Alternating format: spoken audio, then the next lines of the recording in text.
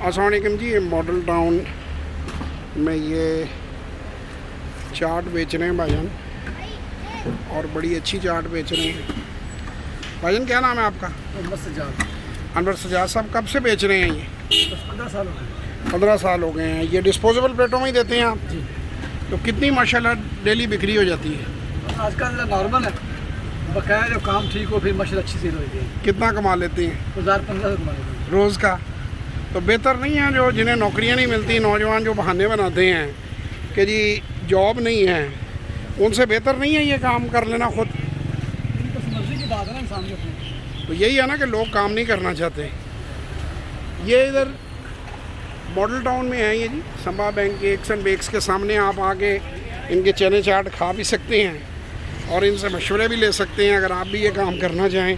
जिन्होंने बाइक के ऊपर बनाया हुआ है बड़ी बेहतरीन तरीके से।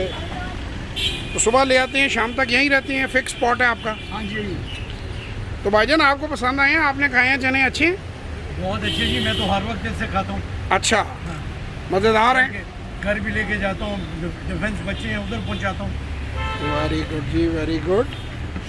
कितने की प्लेट है भाईजान? छोटी 50 की, बड़ी 80 की। वेरी गुड, वेरी अच्छी चीज़ है इसकी सफाई। अच्छा, माशाल्लाह।